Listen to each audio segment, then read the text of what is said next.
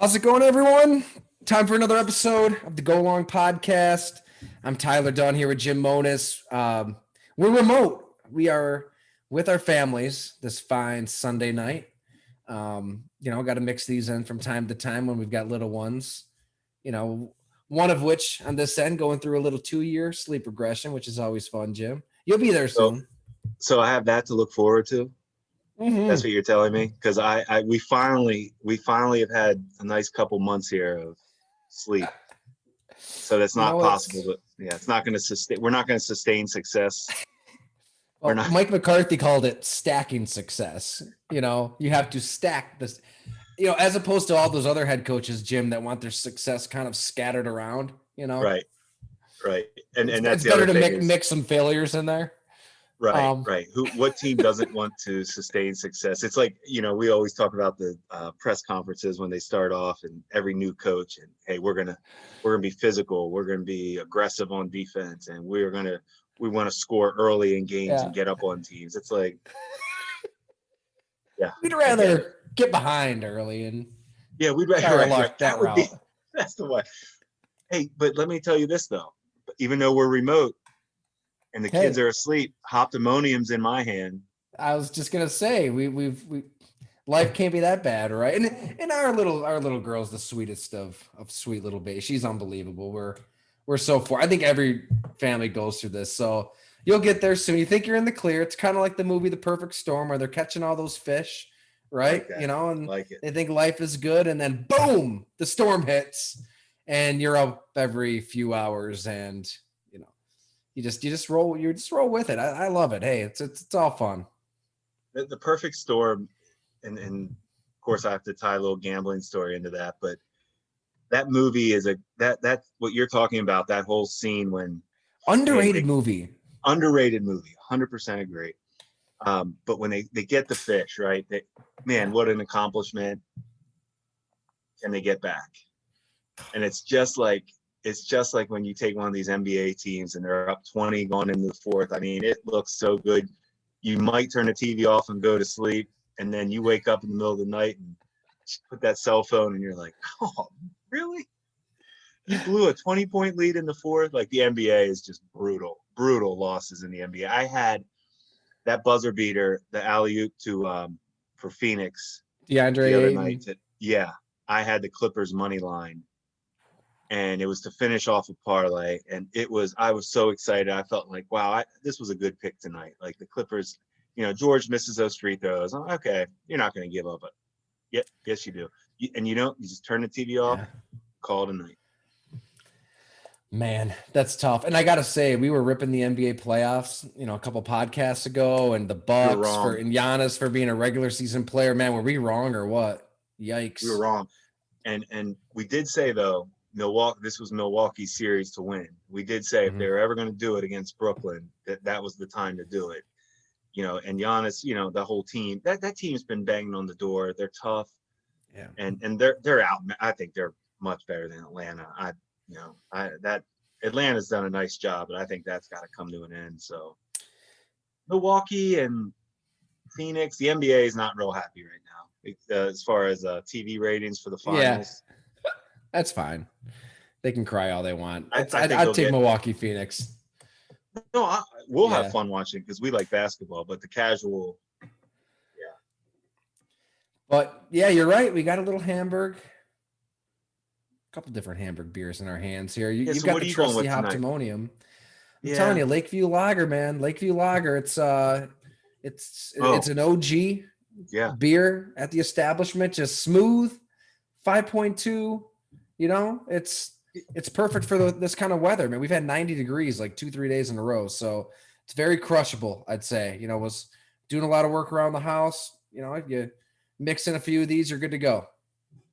Lakeview Lager's like Kyle Williams was. It's just it doesn't matter. Every game he shows up the right way. It doesn't matter how old he gets, how long he's been in there. He dominates no matter what. It is, and you got to have that good foundational beer. You do. Yeah. They've got it all there. Obviously, they're our sponsor. We love them, but we're not blowing smoke up their ass for no good reason either. So I hope everybody can get out to Hamburg Brewing. We're going to be there. often this summer. And I know we mentioned it with Doug on the last podcast, I think, Jim, but we're coaxing Doug up to HBC. So let's do a live event, get some subscribers out there, drink some beer, talk some Bills. I think that's going to happen.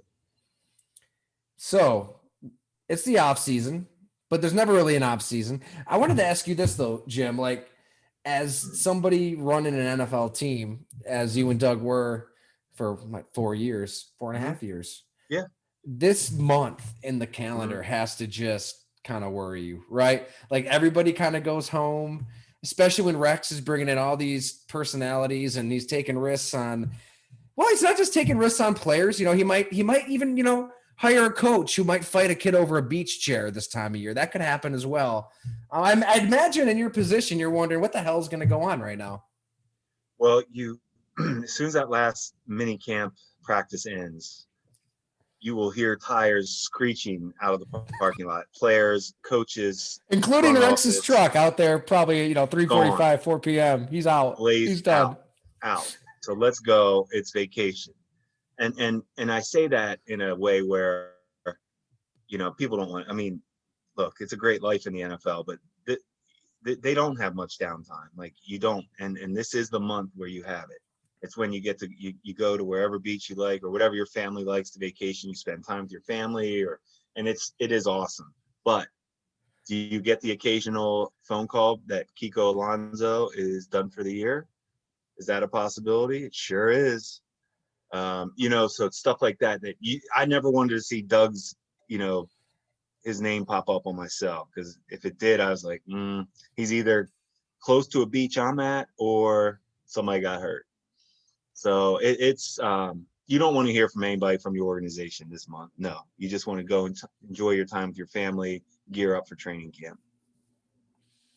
I mean, when we crossed past that 2015 season, this is when shit went down. That first season with Rex was insane, as we've talked about. But it kind of started with Aaron Cromer and that you know, beach chair altercation, and spilled right into some ICANN and Poly early on in training camp. There's a lot of good stuff. It was, you know, and you used to, you know, it's a fine line.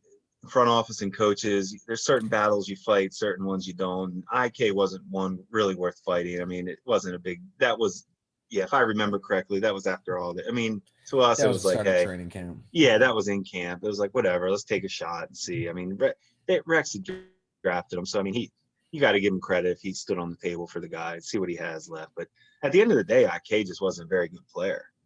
You know, it really had nothing to do with his attitude or work ethic. He tried. He just wasn't a very good player. You know, so yeah, but that training camp, you know, I do remember being excited, you know, being with Rex and those guys. I mean, it's like Eric Wood said on our pod that one time about, before Rex will get you fired up to do anything. Like, yeah.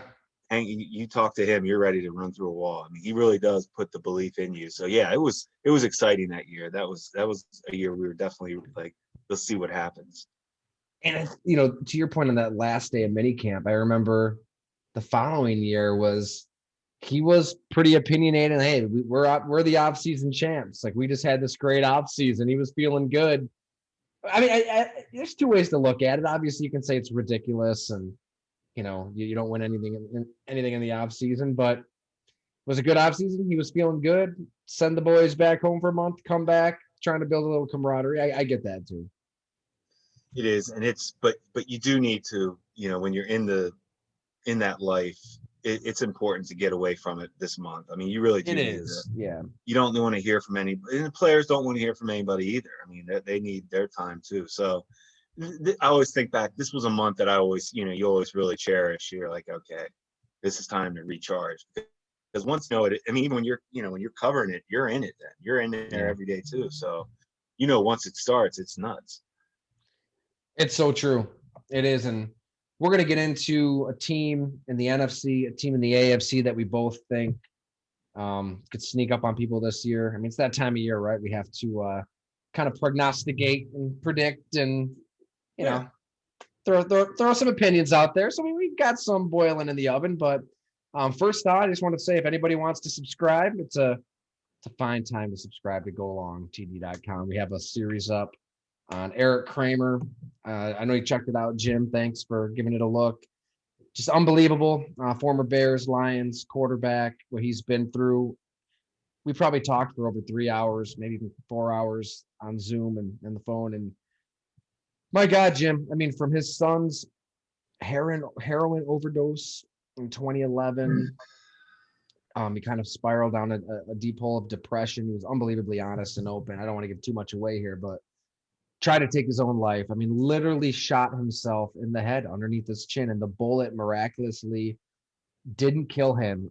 It kind of went up through his nose, through his forehead, severed his frontal lobe, which kind of, I mean, that is a story in itself, how he survived that.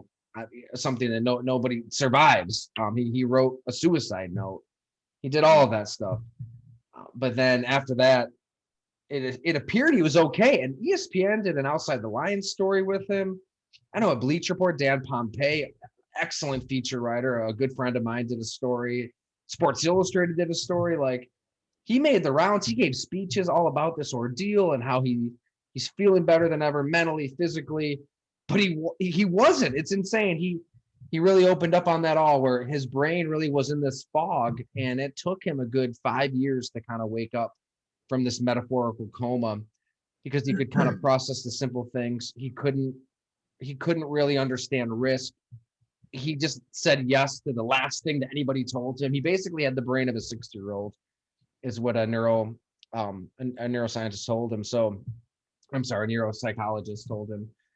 And yeah, without giving away too much, like I said, he was basically just victimized, taken advantage of by a woman who coerced him into a marriage, stole money from him, about $400,000 if you include legal fees. The legal system itself just ravaged his bank account. I mean, nobody looked after Eric Kramer. The conservatorship program in the United States is so ass backwards, it'll make your head spin. So unbelievable that he's still standing. Unbelievable Eric Kramer got to the other side. His brain eventually kind of woke up, and he can tell this story. So would love it if people gave us a shot at Go Long, subscribed, read our 3-part series. I thought that Eric Kramer was just phenomenal, the way he opened up on this. Yeah, I was telling you, Tyler, that's one of those that was hard for me to, I was up front with you that I haven't read the whole thing yet, because I just not ready to go down that whole like sad road, but I know there's good at the end. But when you talk to him, is his attitude, his voice, is he pretty upbeat? Is he totally pretty positive right now? That's a great question, Jim, and I'm sure he'll come on this podcast. So we'll get him on here to talk about it, so listeners can hear it for themselves as well. But I'll say this: like, he really kind of snapped out of that coma, metaphorical coma, for good, like February of 2020.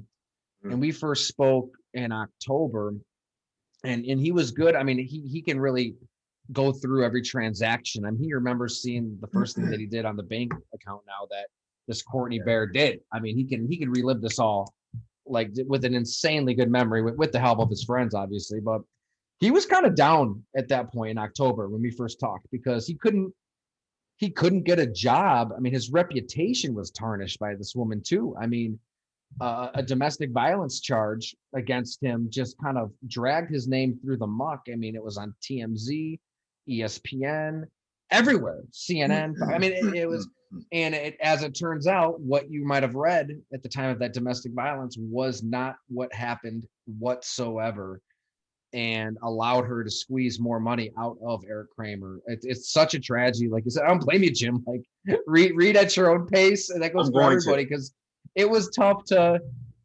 I mean, it was tough to write at time. It was tough to have this conversation with him throughout. But in October, he was a little down. He thought he was going to get a job at a local high school. He had worked with the head coach when that coach was a quarterback. He kind of tutored him. He tried to get him the job. He's like, man, I can't get you this job. They're saying you're not a good fit. Well, Eric knew it was because they Googled his name and saw that charge. But I think his time has kind of passed. Justice will be served. The more people are hearing this story, more people will write this story. He'll talk. He'll get his message out. And look, the next hearing is Monday. Well, people are probably listening to this Monday. That's the hearing. They're going to set a trial date. and she'll pay for what she did. You know how much? She faces up to 14 years in prison, 12 felonies. The more she pays, the less her sentence is, probably, right? I mean, that's what's Right. going to happen here. He's optimistic. I think that, you know, candidly kind of said, like, look, she doesn't have a lot of money, but there's a lot of money in her family. Like, so if her family don't want to like watch her kid and they want her not in prison long, so she watches her kid, then maybe he does get more money. There's a lot of different moving parts here. Kind of getting ahead of myself. I mean, with the legal case, it's the case, but I'll just say this. There's so much evidence. There's so much proof. People can check it out and go along if they want. But the sad thing is, Jim, I mean, this is Eric Kramer able to tell his story. How many, not just NFL players, I mean, granted, there are a lot of NFL players dealing with CTE that are probably getting abused financially by who they think are loved ones, who they think are friends, but anybody, you know, anybody in the world that gets dementia, that gets in a car accident, has a serious brain injury, who has a brain aneurysm, you know, the conservatorship program in the United States is it just it's so wrong in a lot of respects. Like it doesn't help the person it's meant to protect, and the person it's meant to protect can end up getting victimized and end up losing millions of dollars. And I mean, Casey Kasem's daughter has been very vocal. She went through something kind of similar. We obviously see Britney Spears in the news. That's a whole other story, but Yeah. it's one of those stories I don't think we talk enough about, right? I think it happens a lot, but we just don't talk about it because we don't know what's happening. They don't know what's happening. Eric Kramer just woke up. It's that part is just frightening. And you think about guys that are dealing with, you know, I know we talked a lot about the concussion stuff, but you know, that's these guys that are going through that and might not understand what's happening in their brain in their day-to-day life. They may be getting taken advantage of and they don't even know it, you know, and that's it's just so much that goes on. And once I can't get over that people have to realize is they play in the NFL, but it's a job just like we have jobs. And you always you try to separate personal and you know, your profession, but it's hard. We all know how hard it is when you're going home or if you're, you know, going through something that people don't know about. And you just hope that there's enough. I will say Rex always was really on top of, we had a team psychiatrist. We had, you know, he wanted players and coaches and staff to have an outlet right there in the building to, hey, you talk to her, you talk to her. She was outstanding. You know, she was really nice to talk to. Janice first. She was a great, great lady. I think she lives down in Baltimore right now. I've lost touch with her, but always enjoyed speaking with her, and the players did too.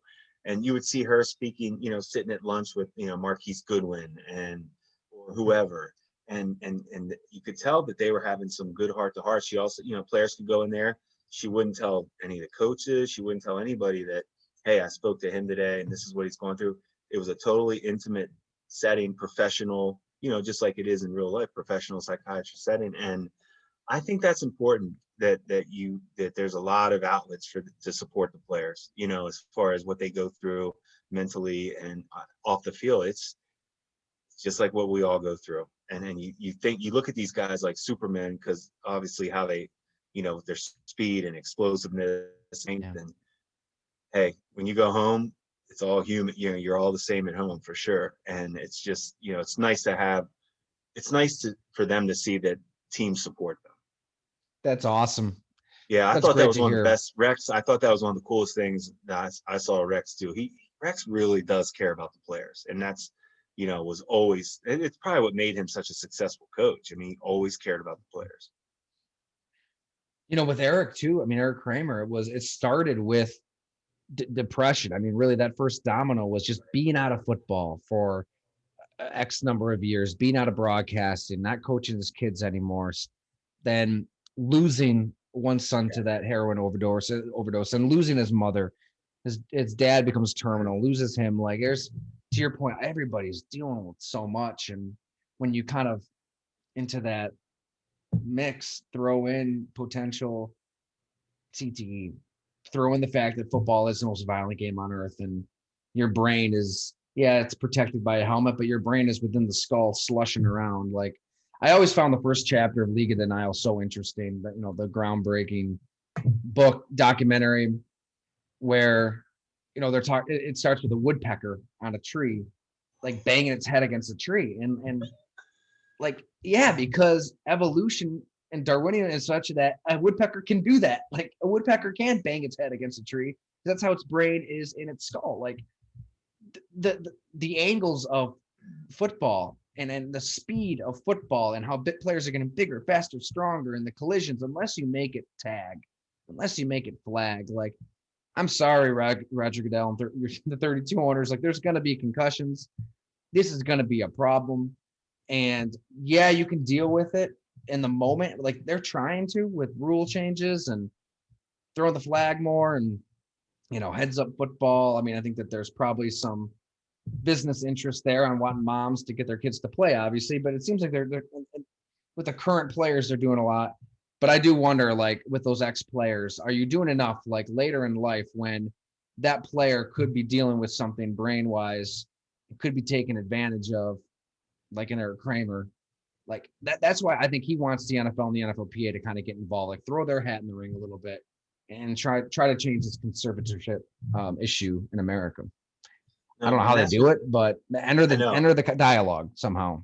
No, but that's what's so like when you're putting stories out there like that. That's what's so good. Like to remind, you would love to see the NFLPA, think somehow come and support, like, somehow give him some type of all these guys. That's probably the scariest moment for a lot of these players. And when you see it, and you've been around these guys enough, talking to them after they get done playing, is they're walking around like, I don't want to go as drastic as Shawshank Redemption when you get out, when that guy got free from jail, and ended up, hey, I don't know what to do, and takes his life. Obviously you hope it never gets to that, but I really do think a lot of guys retire and what am I going to do?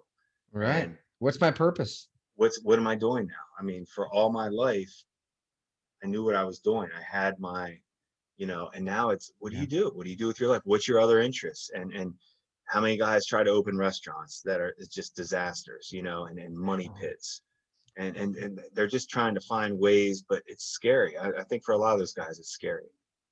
Probably a good lesson for just everybody in life, just to try different things, right? Like just keep your brain active and, creative, and I don't know, pick up an instrument, like just try climb a mountain, like just do something different that you haven't done before. If you're constantly, throwing that stimuli at your brain, like maybe you will stay active, you will stay motivated, you will find that purpose in the morning. So when you lose that one thing that you had that passion for, you aren't going to fall into a pit of depression. I don't know. I'm not a therapist, Jim, but like, no, I'm not either. I'm not either, but I've been, I feel like if you've gone through enough in life where, you don't have to be necessarily considered a therapist to at least have good advice, because if you've lived it and gone through things like we all have, career changes stimulating your brain a little bit. That's kind of, hey, I'm going through it now, and it's like one of those things. I can't get back in the NFL. That's what I did for my whole professional career, and scouting and roster building. And well, guess what? In the real world, that doesn't really lead to a lot as far as experience goes when you're trying to find if you're trying to find another career path, if you can't get back in the NFL. So to your point, you have to kind of see, okay, what do I like to do? What's my passion? What will stimulate me? What will challenge me? And everybody goes through it. You went through it this year. You started going on. I mean, that's exactly. I can't tell you how rejuvenated I've been. Like waking up in the morning, just excited, right? Like it's a great point. But all right, let's get into the main event, Jim. Let's do it. I like how we both have the NBA on, by the way. Atlanta, Milwaukee. You still taking Milwaukee for this series?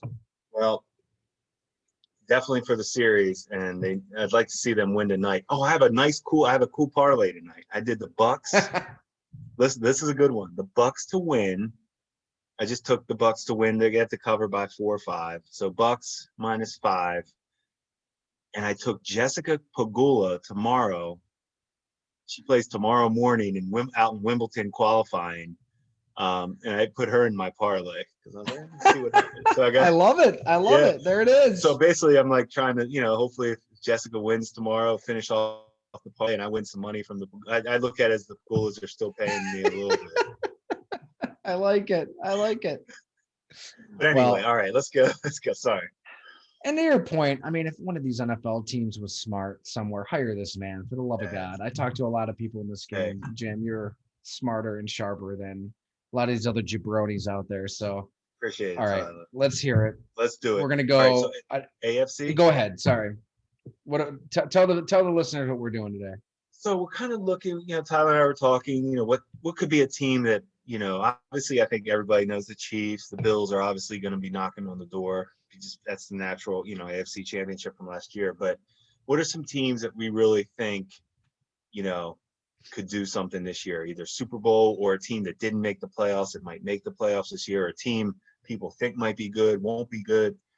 And starting in the AFC, Tyler, I brought up, I like this Cleveland Brown team. I think there's something to them. They're over under for wins right now in Vegas is 10.5. Wow. So, which, That's high. you got to remember you throw in the extra game this year too. So it's like, so those numbers went That's up true. a little bit, but so to me, that was a solid pick where I see the Browns as a really complete team. I think Mayfield's a top 10 quarterback with a running game and a defense. And I really am impressed with Stefanski as a coach. Just what he's done. I like his demeanor. I like his, we talk a lot about the press conferences and things. I actually like listening to him. I think he actually says some good things. So I think the Browns are a team that, and if you look back last year in the playoffs, they played pretty, they had a chance to win that, to beat KC. I know. So Cleveland's a team I think is a solid pick to at least go over 10.5 and make a good run at the Super Bowl this year. I love that, and I'm pulling up their depth chart and their staff directory, and when you look at their front office too, I mean, there are some names there. There's some guys that have a lot of experience. I mean, what guys jump out at you bottom. when any names jump out at you? Yeah, I mean, just you're kind of like, wow, I didn't. I'd say, one that does pop to me is Glenn Cook. He was in Green Bay for a number of years and did a lot of really good things there, came up under Ted Thompson. And I think, he went right to Cleveland and was there for kind of the analytics stuff, was there for the football stuff when John Dorsey and Elliott Wolf came in. And then now Andrew Berry is running the show. He just strikes me as somebody that has a wealth of knowledge and has been around a lot of winning. And I can't remember if he got looks at some GM jobs his past run, but I hope probably be getting some very soon. I mean, Andrew Berry. I mean, you got I get a lot of Dorsey's players are the main guys on this team, but I mean, he was able to kind of fill in some gaps and take what was probably a very good team, a talented team, and turn it into a Super Bowl contender. No, and it's really good point. And they're just, to me, they're a very complete team. They have coaching, they have players, quarterback. I think the front office has been really good. I mean, even when it's been a solid front office with Dorsey, even into Barry. So that's a team I think that's a solid one. Where I think they're legit to make the Super Bowl. Wyatt Teller drafted by the Bills as well, right guard. He might be one of the best guards in the league. That story is hilarious. I mean, he must have rubbed some people the wrong way. Man, how does he get traded? It was just kind of a dump, right? What did they get for him? There had to be something going on that scared the Bills about him. For them to it's not like they had some big investment in him. I mean, it was a 5th round pick, and to get a guy that kind of you hit on the pick, but you gave up on him. Why? So there must have been something spooked them to get rid of him that quick. I don't know enough. I can dig on that one a little bit, but yeah. That one is a good one. I agree with you. Right, they've done a lot well, obviously, but that is a straight, especially I think Pro Football Focus had him rated as, one of the two best guards in the league with their analytics. So It's good. That's a good one. defensively, I'm sorry. Go ahead, Jim. Was there anybody else? Well, who in the AFC is catching your eye? I know you like Cleveland. Anybody else you think maybe? No, I know we don't want to talk about the Bills and Chiefs. I think we all know that Mahomes. We've done those two teams. Obviously, You said his name, Jim. You said it. Let's stay in the division. I think the Los Angeles Chargers could give the Chiefs a run for their money, like a realistic run for their money. That I like it. It kind of flew under the radar. Maybe not for the folks that are plugging them into their fantasy football lineups and all that, but Justin Herbert's rookie season, I mean, historically phenomenal. I mean, unbelievable what he did as a rookie. I mean, that team is really good, and it pains me because I really do respect Anthony Lynn so much. Yeah. And it just kills me to think that they got rid of him, and because, man, Herbert, it's insane how good he is. It really is. When you really study what he did this year, he makes some special plays. And the numbers alone, you have 4,336 yards, 31 touchdowns, 10 picks, a 98.3 rating. Obviously, he brought some athleticism as a runner too, another 5 touchdowns there.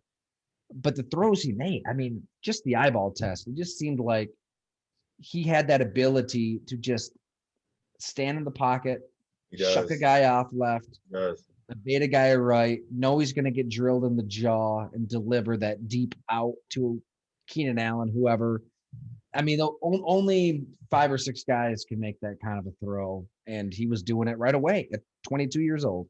He had he had rookie games just like they all do, where he looked like a rookie, but it never scared you. It was like, that's hey, that happens. He and Burrow, when you watch Joe Burrow from the Bengals and Herbert play, what do we always talk about? Tough. They're so tough. Like, nothing phases these guys. And obviously they're both physically gifted. Herbert is kind of off the charts with his physical skill set. I mean, being that big and that natural throwing the ball. But I like that pick. I like that as a good. Did you? I know it was obviously more recent, but did you study him just as a fan of the game, as that inner scout that's still in you, like when he came out of Oregon? Because I think that there was some doubt around Justin Herbert a little bit. I mean, we had Mark Ross on it, and I think Mark liked Jordan Love more than he liked Justin Herbert. We talked to Mark about that, and Mark was a guy that he said that, and to be honest, that is a guy that I spoke to where I was just at that time, I was a casual just fan watching the games. I wasn't studying film, but when I was watching these Oregon games, you would just shake your head like, man, this guy, their offense in Oregon was kind of like, are you really taking advantage of what he does well? Or are you forcing him into your system? And I think that might have been kind of what maybe you didn't get to see really what he was capable of, because there's really nothing he can't do. And that's a hard thing to say. And so you don't find that many times with a guy. So no, this one's a good one.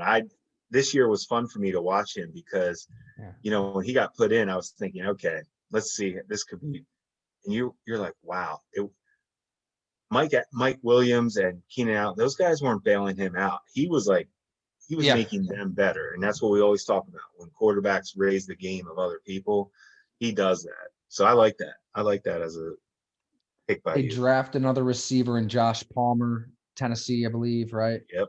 They lose Hunter Henry, but they bring in Jared Cook, who still has some game left. Yeah, you can fit him in. Corey Linsley, obviously they paid big dollar for him, but one of the better centers in the National Football League. So I guess the question would be on defense, right? Like, I mean, they get Derwin James back. Yeah.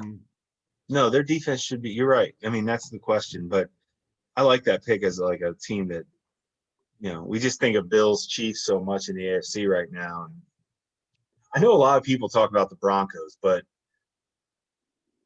they do have a good football team. Is that no, here's my point on this. You like the No, Broncos? if Drew Lock is starting, I'm not buying in yet. But if that's Aaron Rodgers, there I mentioned Rodgers, so got it out of the way. I wasn't But- going to do it. I wasn't going to do Sorry, it. I that was promise. my fault. But if it does happen, the Broncos certainly become right away a team you need to pay attention to, I think. Man, I don't Although want to go down that although I'm rabbit not a hole, big but although I don't love when you just throw in a guy at the last second. Like I know Tampa did it, but he was there a little bit longer than Aaron right now is nowhere. So but yeah, let's stick to so Browns and Chargers. Those are good picks. we got to stay on this real quick. We do. Mike Florio had a post. I hadn't thought of this with Aaron Rodgers. That could be a silver bullet, as he put. This Friday, he could opt out and still get paid. I mean, it makes it interesting. If you're Aaron Rodgers and you want the threat of retirement to be real to the Green Bay Packers, and you want them to think you would rather not play than play for them, it doesn't hurt to have that also up your sleeve. I'm just saying. He would opt out. And obviously they go with Jordan Love and say it doesn't go well. They don't make the playoffs. What could he demand? I mean, he'll just party in Hawaii and And then they'll be like, okay, I'll come back now. You saw what happened without me. The whole thing is just, I know, but that opt-out thing is insane. It makes it that interesting. is such a twist. All right, we'll end it there. I promise we'll end it there. If something happens with Aaron Rodgers, we'll talk about it. We'll talk. I'm sure you'll bring something up. Are you okay? So that takes us to the NFC, though. I'll go New York Giants. I know we've talked about them a few times on this podcast. I think we debated a little bit about Joe Judge and his style. I kind of like it. I like it. I know it might seem throwback, old school. Maybe he bites a kneecap or two with Dan Campbell. I don't know, but I kind of like his approach. I do. Let's start there. The Joe Judge thing, it had nothing to do with his actual coach. The thing I didn't like about Joe Judge was him crying about not making the playoffs. Oh, right. With the Philly thing. Yeah. See, I think that was just an opportunity he took to try to rally his guys into the whatever. But it was, to me, just that should be behind closed doors. But they play hard for him. They have a good football team. I'm not sold on Daniel Jones, so that would be the key for me to see. That's it. I don't like what I've seen. Yeah, I'm not in love with what I've seen from him, but that team plays hard. And they are well coached. He does they're very good with like time management and rules of the game. I like that he's into all that. I think that's important. So I think the Giants will be interesting. I mean, there really was a time when I thought all culture talk was kind of bullshit and just nonsense. And a lot of it is. I mean, there is a lot of pontificating and a lot of nonsense kind of chat into the atmosphere, as we like to say, but there is something to a good culture. I mean, as you know, Jim, like if you have a really good culture and you have players that are going to run through a wall and buy in and just be a real team, like it means something. I think it really does. And it can happen in different ways. I think in Tampa Bay, Tom Brady, that effect and the things he did maybe behind the scenes as a leader is how they were able to kind of galvanize things. But I think the Giants have that effect to a degree with Joe Judge, and you talk to players on the defensive side of the ball. I'm thinking James Bradbury. I've chatted with him, Logan Ryan. They really say that this is something special that they think is building there, and that it's not necessarily going to show up on the scoreboard right away, but they had a little run in the season. You could see them playing hard. They beat Seattle when Seattle was a legit Super Bowl contender. So, and they have talent. I mean, they were able to bring back Leonard Williams. I mean, he's a stud in the defensive line. Offensively, they signed Kenny Galladay for a lot of money, but I mean, he's a legit number one. Saquon Barkley could be the best running back in football if he's healthy. They've drafted a lot of linemen. You got to think that the Andrew Thomases and Will Hernandezes of the world will turn a corner with where they were drafted. But I don't know. I mean, I get it. You got to rationalize it a little bit with that big question mark at quarterback, and you either believe in Daniel Jones or you don't. But I wouldn't be surprised if the New York Giants got in the playoffs if the New York Giants won that division. No, I like it. And that's the thing with culture is I'm with you on culture, but it always is going to come back to that quarterback. And Yeah. and you can build everything the right way and have everybody in place and have all the right, you know, desire and intelligence and all the production and all but that quarterback, Jones has to get better. He really does. He did not play that well last year. That's the only thing holding me back from buying into the Giants totally. But the culture part, they bought into the coach, and that's coach's probably number one job is to have the team buy in. So they're going to be fighting. And that division, I think Philly's going to be a mess. Yeah.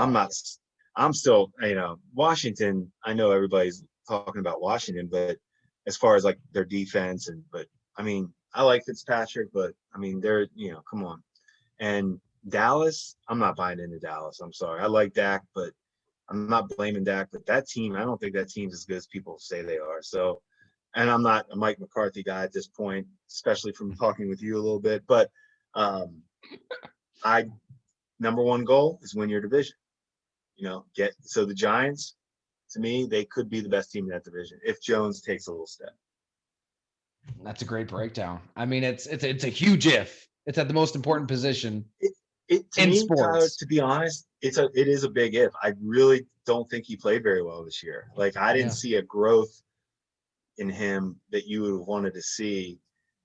And now here's the thing though.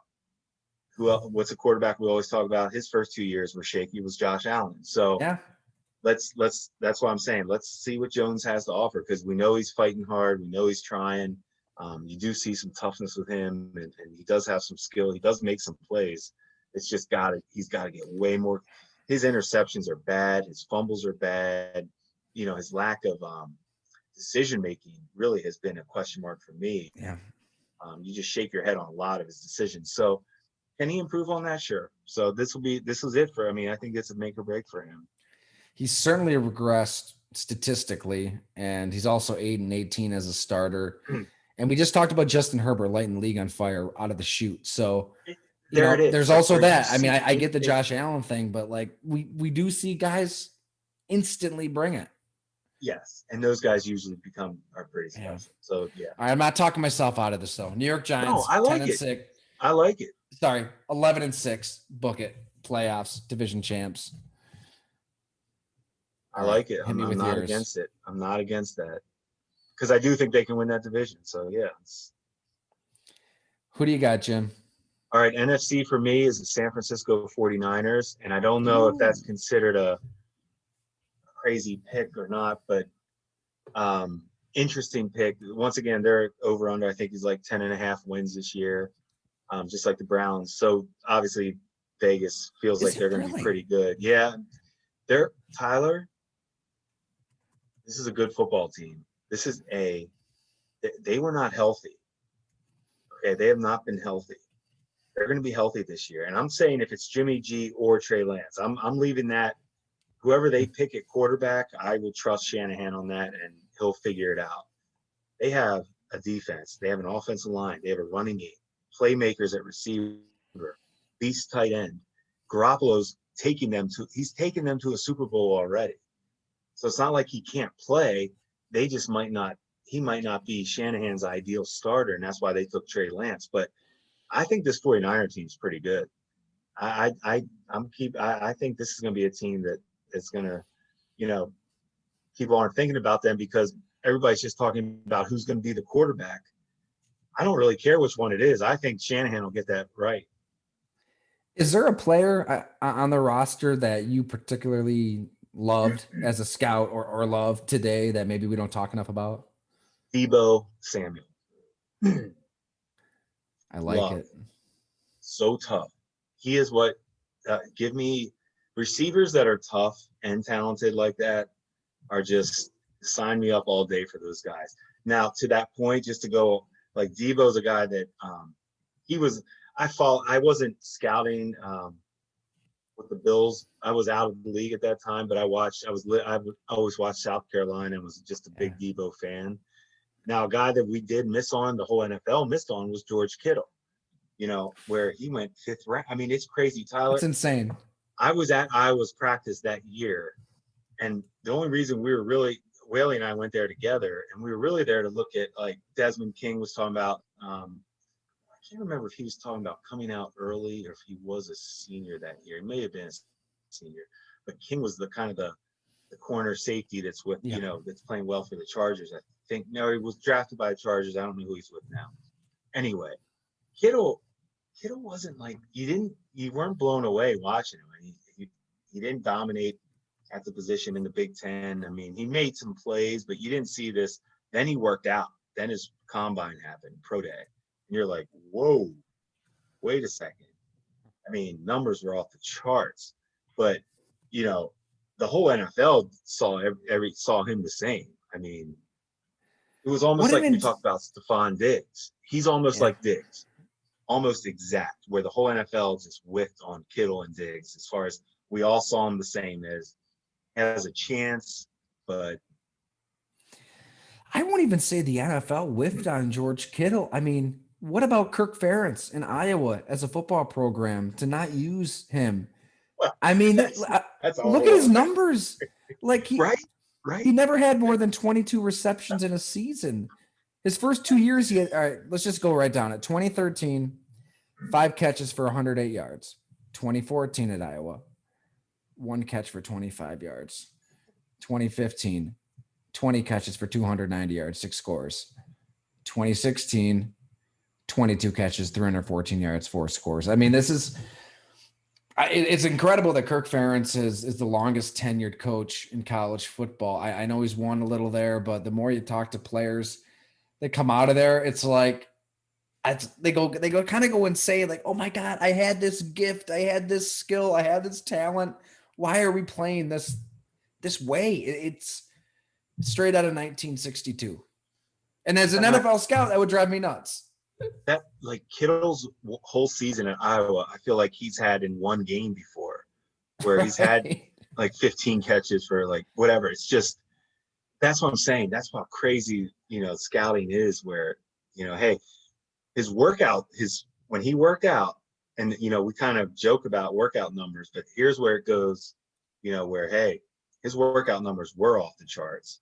Yeah. And, it didn't help him get drafted higher, but it certainly would give you confidence to take a shot on him in the 4th or 5th round. Say, hey, yeah, he had no production in college, but, and that's how Sean Payton was with Jimmy Graham. We took Jimmy Graham in New Orleans, where, yeah, hey, look, I know there's not a ton of production yet, but I'm looking at this guy and I see he can do everything I need him to do. And Shanahan and those guys felt that way. Was Shanahan there? I might be wrong on that. That might have been Trent Baalke might have drafted him. I think it was. Yeah. Yeah. I'd have to look back on that. I don't remember when Shanahan took over in San Fran, but I like that pick though, Jim. I mean, I'm still kind of in. Where's your weakness mode? Where do you see a weakness for San Fran? Is it just the quarterback for you? They have running. I mean, they drafted, or no, I think they have Gallman. Trey Sermon. They drafted him. Yeah. So Raheem Mostert is a stud when he's out there. I just think. Yeah, I guess it would just be quarterback. I'm with you. I have a hard time just saying, "Oh, that season was ruined by injuries." I get it; they had a lot of injuries last year, but Kyle Shanahan, I don't know. Like, let's see what he can do as a head coach. We all tend to paint him as a genius. He's 35 and 45. He choked in 2 huge moments. Yeah. I mean, they blew a 28-3 lead in the Super Bowl. All they had to do was run the ball and kick a field goal, and they're Super Bowl champs at the end of that game. Blew the Super Bowl against the Chiefs. Was it a 10-point lead in the 4th quarter? So I get it. Like, he is designing plays in a way that's cutting edge and unlike other coaches. And we all tend to think, okay, give him this quarterback with this ability, he'll make the best use of it. But I don't know. He's a 6-10, 4-12, 13-3, 6-10 head coach so far. So we can blame injuries all we want. Let's see what he does this season. If he has another losing season, that's 4 out of 5 seasons as a head coach that they've had a losing season. So I guess I'm not in a rush to just anoint him as one of the No, best coaches I in don't disagree with football. you. I Quite. don't disagree with you on that. I just feel like I when I look at that team, I just like how complete they are. I think they can beat you in a lot of ways, and I think that defense could be nasty. Bosa was It's a out good last point on the year. D. Yeah. No Robert Saleh. Does that have an effect? No, I don't. Okay. I'm Fair. always the players will be fine. Yeah, yeah. Hey, fair enough. You know, another guy I love on that team, his name comes up a lot when you talk to other cornerbacks who study cornerbacks. Jason Verrett. I know Oh, he's barely been healthy his whole career. It seems like he he has season-end injury like 3 years, but he's a stud when he's out there. if he wasn't hurt as much as he has been, we would talk about him all the time. That's a great call. That guy is a complete corner, like just everything. Injuries have definitely held him back from elevating to a superstar type player maybe, but that's a good call. I'm telling you, that team is pretty loaded. Yeah. Anybody They in the are. NFC? That's You said fair. Giants, so we got Giants, 49ers, Chargers, Browns. How about a team? Here's a team that I think isn't going to be that I'm betting Yeah. the under on is Let's do it. on Yeah, the we got to go all spectrums here. so the Dallas Cowboys are over under 9.5 wins. I'm going under. There's something about this team I just don't think is. I feel like we're just okay. Dak's coming off an injury. Elliott's supposedly getting in shape this year, Ezekiel Elliott. But that offensive line's not the same. That offensive line has come back to the pack a little bit. I still don't know where they've improved on defense, where you could sit there and say they're going to be that good on defense. And Mike McCarthy, I'm going under Dallas 9.5 wins. Can I just agree with you like wholeheartedly with that? Because I mean, I'm with you. Am I crazy on any of that? And I love No. Dak. I think Dak Prescott is a stud quarterback. But I just think there's some things going against him. I do think, like I said, I think Washington's defense is going to be good. The Giants are going to be good. That division's not going to be a joke like it was, last year. So I don't know. I think Dallas. I'm not buying into Dallas yet. I think you're right. I love Dak too, and it was good to see him get paid after his leg snaps in half like that. He deserved it. But I can't get past Mike McCarthy as the head coach. Talk about choking in big moments. That's what he's done for a good decade now.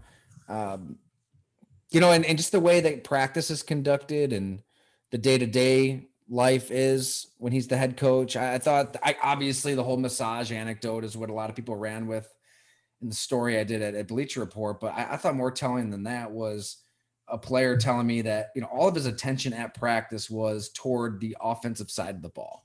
And that when he's constantly talking, like if there's individual drills, he's always with the quarterbacks and the offense. And if the defense is constantly just kind of pushed to the back burner, that's going to catch up to you in January. And it did. I mean, they hosted playoff games and were bullied. You know what I mean? Like eventually these little things add up behind the scenes. And a lot of it is talent level and maybe not having the horses that you need that time of year too. But there's just something there, because then when you look at Dallas's roster, you look at their defense, there's really nobody there that scares you. I mean, DeMarcus Lawrence got paid and he's a good edge rusher, but beyond him, I don't know. Like, and they drafted a lot on defense this year, but a lot of risk involved with a lot of those picks, a lot of off-field question marks. So 1 or 2 or 3 of those could backfire. And then offensively, you're right. I mean, all the bells and whistles, it looks nice. You see that car at the dealership and it's got the rims and, maybe it has, I don't know. I haven't bought a car in a while, Jim. What would be Dallas's offense? Everything's looking good on the outside, but the engine is shot. Yeah, there's something.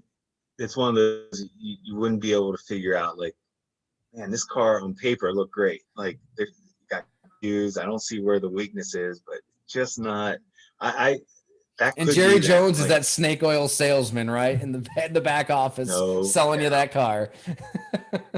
no doubt. In his big Paying bus, Dak, like we paying saw in Zeke. Indianapolis, having the parties on the bus in Indianapolis. Oh my God. I like that. So, is there a team? Here's a team I want to ask you about. That's obviously everybody's picking to go to the Super Bowl. Is the Rams?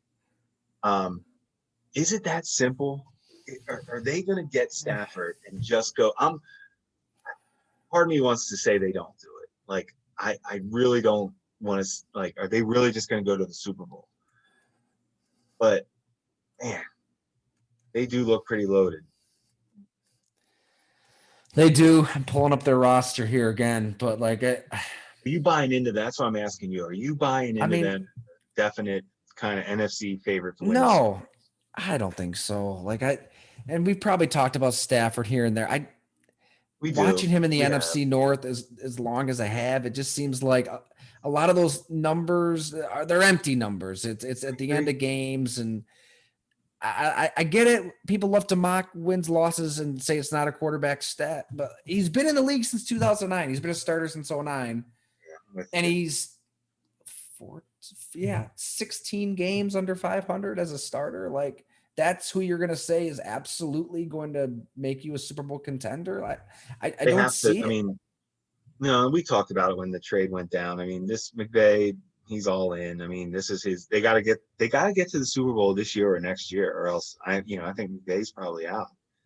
I mean, he Which went is all in. wild to say, isn't it? But you're right. You're I think absolutely right. I think they mortgaged their whole team to win, this year or next year. So it is crazy to say that because I do think he's a really good coach. But I mean, when you mortgage that much and you're basically the quarterback that got you to the Super Bowl, Goff, who you drafted, you basically said, no, he's the reason we're not winning the Super Bowl. Yeah. It's on you now as the coach. So you went, we got you the guy you wanted. See what happens. And it was, I mean, that trade, we kind of forget about it because of everything that's gone on with Russell Wilson and Deshaun Watson and Aaron Rodgers. But you give up a ton to get Matthew Stafford, who may not even be better than Jared Goff, who took you to a Super Bowl. This is a golf-friendly podcast, at least on this end. But it wasn't only that, Jim. I mean, look at what else they did with the Jalen Ramsey deal and contract. Mm-hmm. He's the richest cornerback by far. Leonard They're all Floyd, in. They're all in. They're all in. I mean, they're all in. Aaron Donald's deal, they're all in across the board. It's unbelievable the money that they threw out and the draft picks that they just said, "Oh, we don't need picks. We'll just take the proven guy." I mean, Leonard Floyd signed a 4-year, $64 million contract. 32.5 of that's guaranteed.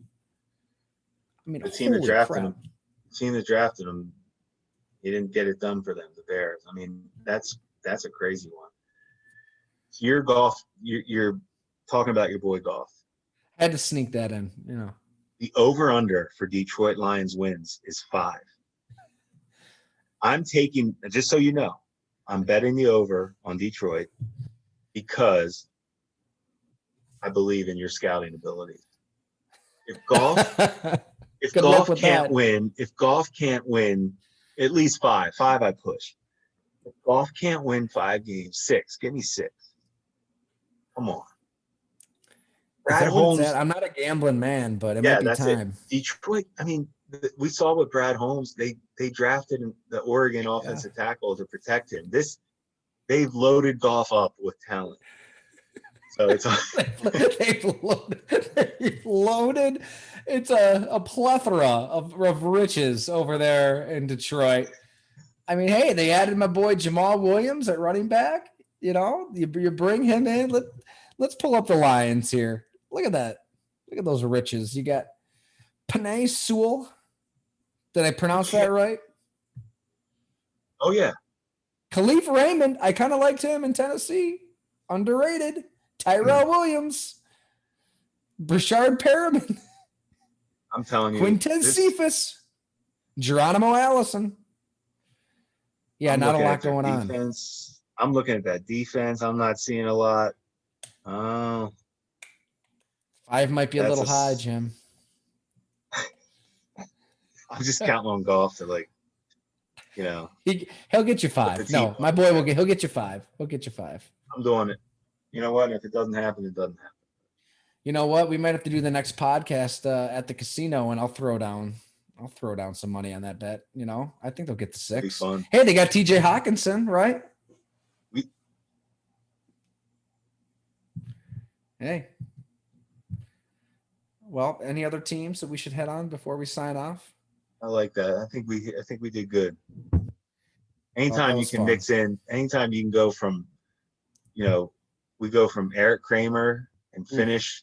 We did but finish with Jared Goff. Like Detroit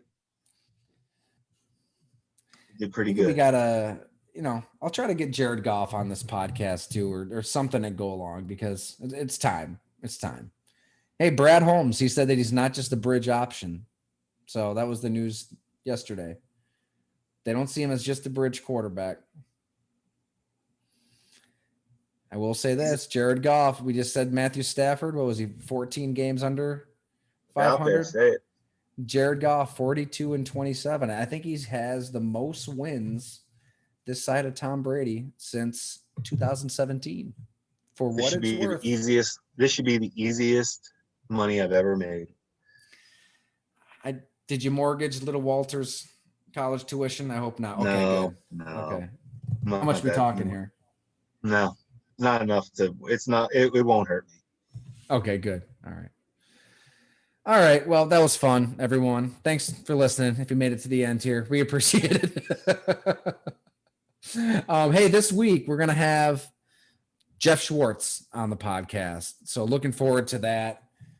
Just an awesome follow on Twitter. Obviously, the former NFL offensive lineman. His brother plays for the Chiefs. So I'm sure he'll have a lot of stories. I mean, he played 8 years himself. I don't know if you have any Jeff Schwartz stories. I mean, you guys were around the same time, but The one thing I'd love to ask him is how he felt about Eli when they benched Eli. yeah, that'd be good. We'll try to get some honesty out of him. I think he will be honest. He's a straight shooter. Thanks for listening, everyone. We'll catch you next time.